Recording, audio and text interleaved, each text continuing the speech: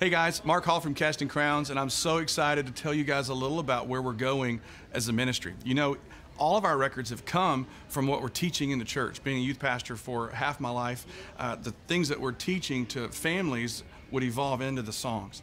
And it's gone even a little deeper for this next project. I took my youth group on a trip to Alabama, and we took our choir and our drama team and our karate team and our puppets to all these churches around the country area, and we stopped in Geneva, Alabama for a day at a place called the Junction. And at the Junction, you got these two rivers coming together, and then you've got this tree right in the middle of the junction. And growing up in Alabama, you don't see trees like this every day because the tree is about 300 years old. So it's older than America.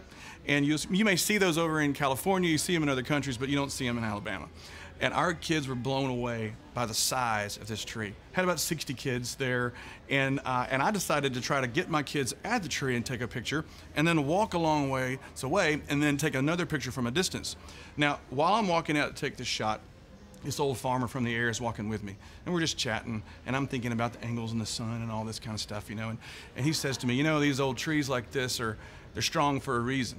And I said, well, tell me about it. He goes, well, if you were to take all the dirt away that you see in front of you, you would see just as much root as you do reach. And there's just as much going on under the ground there as above ground. That's why it's so strong. And he started telling me about the floods in Geneva and how every 10 years or so there's some huge flood that goes through. And it'll cover half of a building. There'll be bicycles stuck up in these trees. This tree has got mud lines going up from the different years of the floods, unshaken.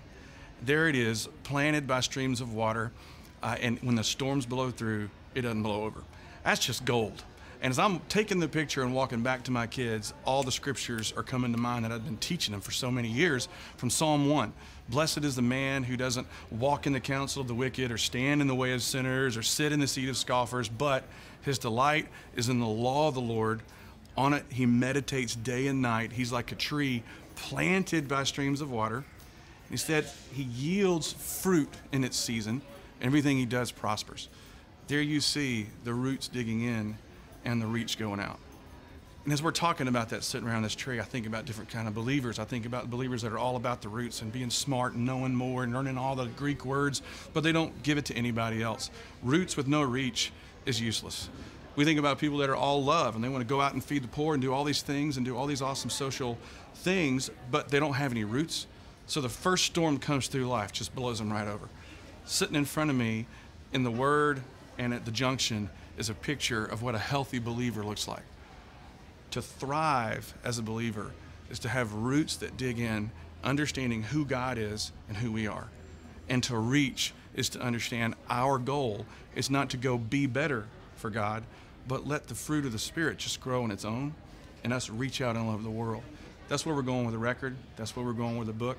And I'm looking forward to discipling more families in the future with this message.